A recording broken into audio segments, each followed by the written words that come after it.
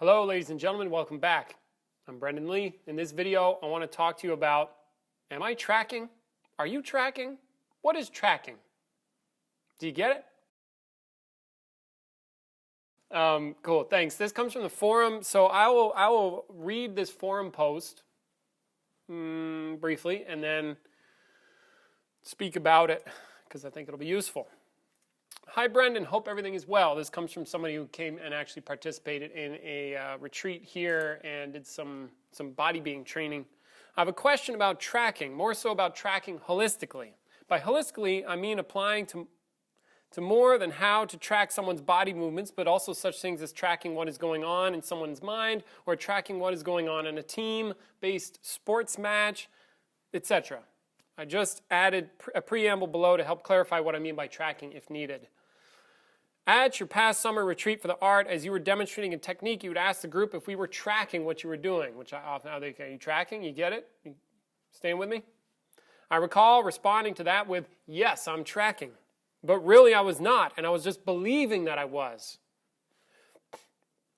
And the reason that he noticed he could not is because when he went to go to try to do the techniques or do the things with his body that I asked, he actually couldn't do them. Even though he thought he was tracking, his body said otherwise. I now see that one of the barriers that would prevent me from being able to track was projecting my own beliefs about how to do the technique on what I was perceiving. This doesn't seem like tracking, but rather guessing how to do the technique. Seemingly, by definition, I'm not tracking anything at all except my own thoughts. Thus, I realize now that I have no idea how to do tracking. So the not knowing has come up. The not knowing. Dun, dun, dun. Okay, cool. All that being said, I'm training to become a therapist and understand that it would be extremely useful in order to do the job well to be able to actually track what is going on in someone else's experience, whether explicit or implicit, rather than to project my own beliefs, assumptions onto the other person's experience based upon my own experience. Could you speak about what you find helps you to be able to track another person's experience and potential barriers that you find in doing so effectively? If anything is unclear, please let me know, and I can try to reword some stuff. Thanks for all that you do. Brian. Hey, Brian, thanks for writing in. I appreciate it. So, sure, I think I can help.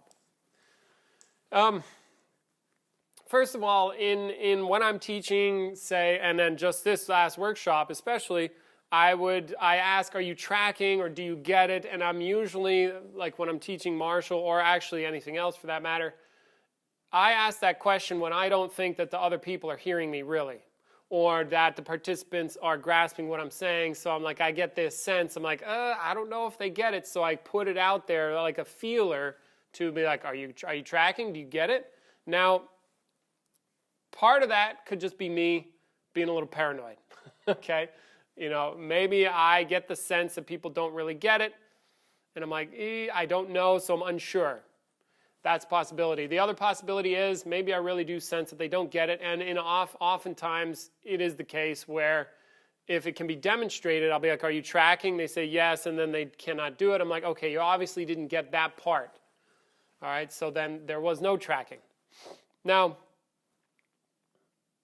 in terms of learning, there are degrees of tracking, and it takes a while to learn things too. So the level that I want people to get to is often much greater than their current capacity to do so. So they will usually not be tracking.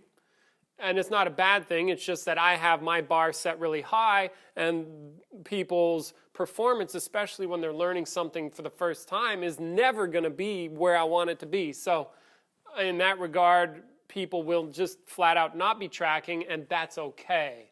All right, so people will track it to the best of their knowledge, and they'll learn to the best of their ability, and oftentimes it will not be to my standards. Again, that's totally okay. That's just the way that goes for teaching. All right, so please bear that in mind. Now, how do you track? Good. Yes, as you noticed, I like your realizations there where you could actually see and get the feedback where you said, and I talked about this on the call that you came to. If you want to join me monthly on Zoom, check the links in the description, navigate my website. I have monthly Zoom calls. You're invited to those, of course. Tell your friends. And you noticed on the call, and you were able to, and also in this post here, you were able to notice that I would say something, you would say, yes, I'm tracking, but then you would try to do it and realize, oh, I was bullshitting myself. Good. Most people do not get this kind of feedback.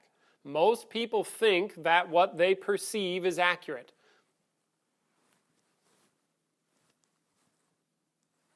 And rarely do they get the opportunity to actually check if what they perceive is really accurate. All right? So great. That is one large piece to that puzzle. I would think it's a critical piece and probably a very baseline, foundational piece to that puzzle, if you will, of being able to track other people, is recognizing and realizing that your perception is not the end of the story. What you are currently aware of may not be all there is. What you are currently aware of may be inaccurate. A lot of people think that what they're aware of and what they perceive is accurate, just as a baseline. And what we're going for here is an increase in the degree of accuracy. And the first thing that I think is good to note, like you found out, you might be fucking up with your awareness. Your awareness, your perception may be fucked up or inaccurate. Okay, I'm not saying fucked up like a bad thing. I'm just saying it like it's a mistake. Like, oh, I thought that the sweater was blue. It's actually magenta. Oops, you see, I was aware of a blue sweater, but then when I really looked, I was wrong. My memory was wrong or something, or I inaccurately perceived that. And you see, and then I can get accurate. Now I can make a change, whereas if I do not have that, my perceptions can be inaccurate, change is unlikely. So yes, great, excellent first step. Now, you're training to become, seemingly by definition, I'm not tracking anything at all except my own thoughts. Thus, I realize now that I have no idea how to do tracking, so the not knowing has come up. So good. That seems to be another good thing to recognize is like, oh, there's something to get. Like, I don't know. Wow, I thought I was good at following along, but I actually suck. This is great. Because now the only direction is up for that. You see, if you're like, oh my God. If I'm like, oh, I'm a master at it, there's nothing to learn. But if I suck at it, now I know, I can do it better. Now, what is that? Well, in the case of, in short terms, in simple terms, what I mean by tracking is pay attention. Pay attention. Pay attention. Pay attention to what's going on. If your attention sucks, make it better. How do you do that? As an act of will. You pay attention. And maybe another fun way you can mess around with the words just for funsies, you see, is you pay attention. Pay. You pay it. You pay. Like pay me money. Give me money. Pay me. It's a cost. It costs you. What? Some effort. You put more effort into your attention, and you will start to track better, given the foundation is set. Like, oh, I realized I could get better at this thing. I realized I thought I was good at paying attention. I thought I was good at tracking what he's saying, but I'm not. Okay, good, you got that. Now, get better at your attention. Now, how do you do that? You focus your mind on the thing that you are meant to be paying attention to. You don't think about lunch. You don't think about your future. You don't beat yourself up. You don't have trauma. You don't do things. You just pay attention. You watch and you try to get what's there, and then you try to get more of what's there. That is essentially what's going on. It's like, what's going on over there? Now, what am I missing about what's over there? Is there more? What else can I see? What ways can I look that would be better? What abilities am I missing? What am I missing? What am I not seeing? What am I not feeling? What am I not perceiving, hearing, thinking, tasting, smelling, all whatever? What's there? What's really there? Is there more? And then you will start to reveal the world that is. And then you'll be able to track much better, okay? And so now, given that you were doing a Marshall thing, all right, this is a very body-intensive thing, which is also a very mind-intensive thing because they're not separate, but that's another story.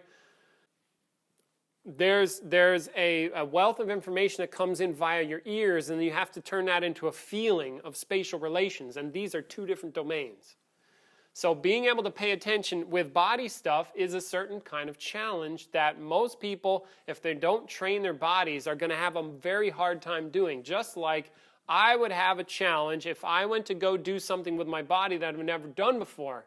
However, I suspect because of my background, because of my training, because of all the work I've done on my body, my nervous system, I would probably be learning these things faster, most likely. I bet there's some things with my body that I'm not going to learn as quickly, but generally speaking, I learn faster. Why? Because I've trained. Why? Because I've put a lot of attention on training, and I've also done it a lot. There are advanced mathematics, however, that my mind would have a big problem with, and I know somebody like a buddy of mine from MIT. He can probably do shit with math in his head that I would have a very hard time doing and a very hard time learning. Why? Because I have not trained that. All right? I'm just saying there's different domains of learning. Okay? And there's different areas. Your ability to track will likely be related to your abilities in that area and the amount of time and attention and energy you've put into that domain of your learning, okay? So you'll be able to track things differently. And then you'll have to learn skills about how to pay attention. So now about your domain. So I guess I'm saying that to reveal that there's different domains, and a hidden agenda I have with that is if you suck, if you're having a rough time in a certain domain, just know that if you haven't trained it, that's likely a big reason why. So don't beat yourself. I don't want you to beat yourself up. Okay? Take it from somebody who's beat the shit out of himself for many years. It's worthless. It doesn't really help. And it won't help your learning, and it won't help your paying attention, and it won't help your tracking because your attention will be on beating yourself up and being in pain rather than learning. All right? So you can just scratch the beating yourself up and go right to the learning, and then you'll be able to pay attention better, ergo track better. Follow? Yeah. You see, I just did it. Do you follow? You tracking? You get it? Make sure you get that one because it's important. Okay, so now about being a therapist. Oh, right. Okay, going back to like how do you create this tracking business? How do you create this stuff? You know, if you're not a mechanic, for example, I like to use car mechanics sometimes as an example. If you look under the hood of your car, I bet if you spend a bunch of time staring under the hood of your car and wondering about it and paying attention and looking and wondering and paying attention, you'll start to make things out. You'll start to make distinctions. You'll start to realize that there's a reality in there and there's parts in there that are related to other parts, and you'll start to see these things or start to pick them up. And especially if you start to, watch some YouTube videos on the matter,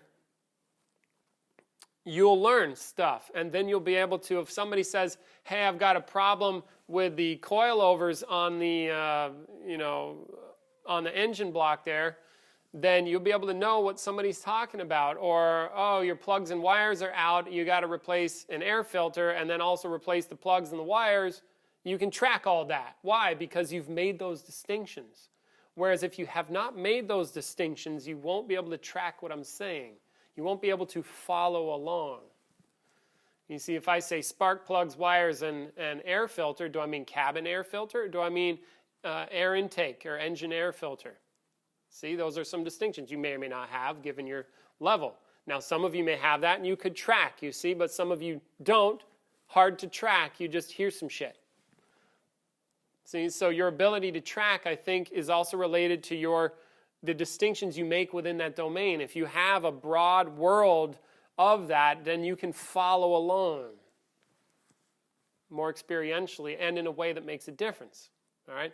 So it seems useful, just talking about it, it would seem empowering for you to dive into that world and start to make many, many, many, many distinctions in that world so then you can track and follow along. And what I mean by make distinctions is, again, now, okay, right. So then how do you go about making distinctions? You pay attention. You look out. You look out your eyes. You sense into the world and try to discover what's there. What's related to what? And you keep doing that. Okay? And then you will broaden that world. You'll learn about that world. So if you're doing therapy, your world is going to be people and understanding people, what's going on with their mind, how their mind works, how it functions. It would be, so in that world, it's useful to look out, and it's also useful to look in.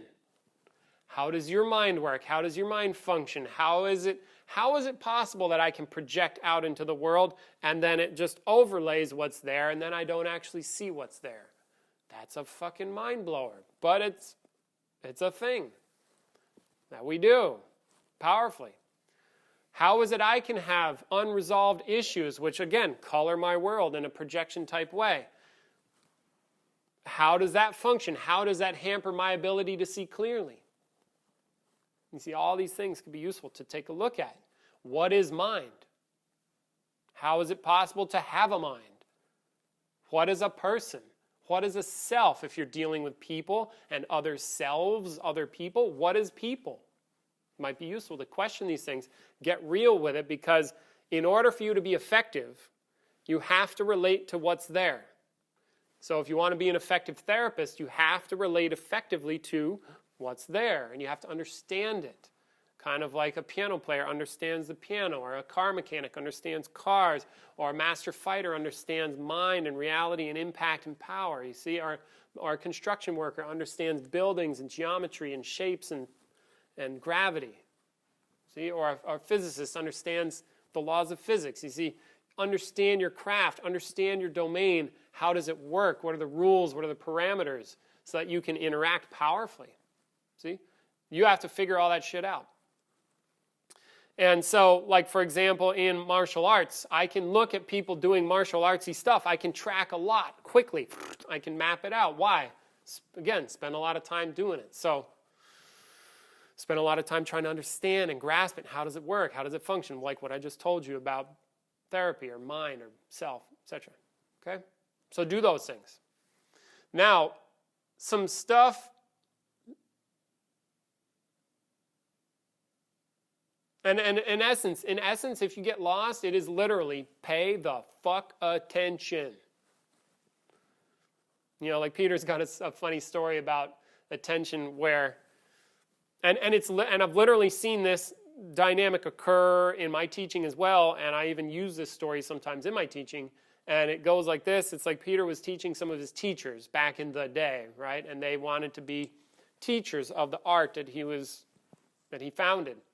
And he was teaching, and then they wouldn't do it. And then he would teach some more, and then they wouldn't do what he asked. And then he would teach some more, and then they wouldn't do it. And then eventually he's like, all right, they're teachers, okay? So he had a little more license for the direct approach, okay?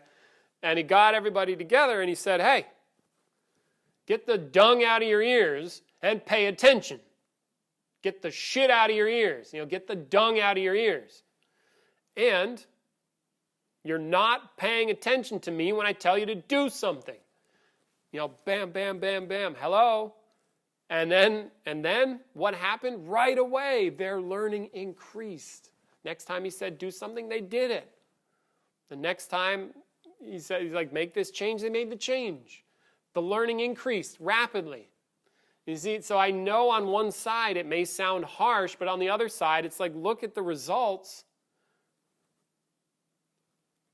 And all of that only from, hey, your attention sucks, pay more attention. And people shape up a little bit, and it makes a difference. So sometimes it's useful to, hey, boom, got to get their attention. Okay? And then people pay attention better. And that's the fast version. So again, if you get lost, it's literally pay attention. Look out. All right? So now some things that can get in the way that I've noticed. It's essentially your own barriers to learning, and people often have a lot of barriers to learning, like taking feedback.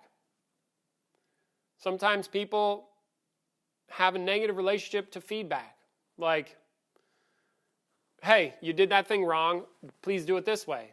It could be a simple correction. Oh, got it, I'm doing that wrong, I'll do it this way, thanks for sharing. Now, imagine if you have problems with authority. I don't know anybody that has those. And somebody who's in the position of authority, like the teacher, authority position, says, hey, you're doing that wrong, and immediately in me gets triggered past trauma and my anger and resentment of an authority figure. So then I get angry, and then in my mind I am doing bad things to the authority figure, or fighting against the authority figure, or just being hurt by the authority figure, or in pain about somebody else having power over me. And so I throw a little tantrum and kick and scream. That does not help learning. See? So that is a barrier. Reactivity is a barrier. Emotional dispositions and attitude. There are attitudes that are good for learning, and there are attitudes that are bad for learning. If you have a bad attitude toward learning, change it. You'll learn faster, which is to say then you'll start to be able to pay attention more, you'll be able to make more distinctions, you'll be able to learn more quickly, and you'll be able to track better. Okay, so there's that, like the reactivity crap, the emotional, all this stuff that we do as humans that just really doesn't get in the way, or that really doesn't help. It gets in the way. So I'd recommend dropping all that stuff. Now, and there's plenty. And not just in the one domain I spoke about, but many, many, many. So just pick your poison, whatever's true for you, go ahead and just get rid of all that, shape up, be like a professional, maybe. Like, oh, yes, sir. It's like, I think they do that in the military, where the military will be like, boom, and they go, yes, sir. You see why? That's a great attitude. They take orders, they get it done. They listen. See, and I imagine people may have a negative relationship to that, but what I'm saying is, the things that make that powerful are there. People pay attention. They shut up and pay attention. They do stuff. They have to pay attention because people's lives are on the line. If they don't pay attention, people die. And that helps. Then they are tracking better. Then when they go back out into life, somebody can say, hey, they go, yeah, got it. Boom, and they can execute. They're more effective. See, so it's like that skill. I'm just saying it shows up in the military. I'm not saying it does not need to be in the military. It's like, or that I don't want the military to come across as like a negative relationship to you. I'm just saying that's where some of those skills, that's where I see them. And they're powerful. It's good stuff. All right? So in case you have a negative relationship to the military, which would get in the way of you tracking what I'm saying. See? So like that reactivity stuff, it's there, if it's there for you. Okay? Now, other stuff that gets in the way, that can get in the way, so when I'm facilitating, for example, and then also to the best of my ability, when I'm learning from somebody, it is I do something like not Brendan.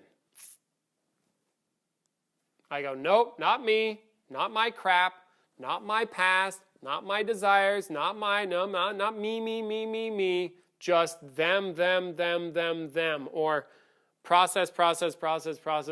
What's that? What's going on there? What's over there? It's very much like a not me, not Brendan, not my personal stuff, but that gone, what's out there? And so I drive my attention outward, or I drive my attention into the direction where it needs to go for the learning, not towards me. What I want, what I desire, my little self inside that's like, oh, I'm not getting my needs met, or ooh, I want to get that, like greed and fear and not all that. It's just the job. It's just the learning. It's just the technique. It's just the what's the teacher saying. It's just the what's this problem I'm trying to figure out. So very much not me. Okay, because I think that the me part, what I mean by me is like the inner one that is childish, throws tantrums, wants to get its way. See, that one, not invited to this. It's much better without that. Okay, because then you just have what's there. You don't have what's there layered on with, oh my God, it's going to get my needs met, or oh my God, I'm beating myself up, or blah, blah, blah, blah, blah, whatever. You get the idea? Are you tracking? See, I did it again. I imagine you wouldn't be able to follow that, probably. Okay, there's a lot of stuff there, and I think that's another thing. This is something that happens in apprenticeship programs where people, which you're invited to check that out. Peter is going to do one next March. There's one slated for March of 2024. If you want in on that, it's not easy. Email me or email Peter directly. Navigate my website. You know what to do. Contact us. Okay. No joke challenge, but it will kick ass. One thing that happens in there is people get shaped up in the sense that they realize that they are not the primary. And what I mean by that is the crap that they come in with that gets in the way of learning, that gets in the way of paying attention, that gets in the way of listening, that stuff is like, hey, no, this is not welcome here. Get over it. That stuff is in your way. See it, see it, see it, see it. See how it doesn't help? Do you see how it disempowers you? Do you see how it's getting in your way? All this stuff, okay? Those are some things that get in the way or will get in the way of your ability to follow along, to listen, to pay attention, and more. Okay? I'm going to end this video here. I may have some more to say about that at a later time, but for now, that's what I have for you. If you want to get serious, come here and do a workshop. Check my website. You can navigate the website. The workshops are incredibly powerful. They will move you, all right, in a certain directions toward being more conscious, grasping what's true for yourself, and or empowering you to not suffer, or in different areas of your life, or get enlightened, whatever. Okay, but you can check those out on my website. It'll send you over to Peter Ralston's website, and you can learn about those and then come join them. They are awesome. Otherwise, this comes from the forum. If you want to contribute to the forum, it helps me give content to you, and it helps me learn and grow as I continue. You can, again, check my website, check the links, go navigate that. All right. Thanks very much, Brian, for writing in. I appreciate your contribution. Much love out there. Keep up the good work. Let me know how it goes with your training, and hit me in the comments, send me an email, and take care. All right. Much love. Bye.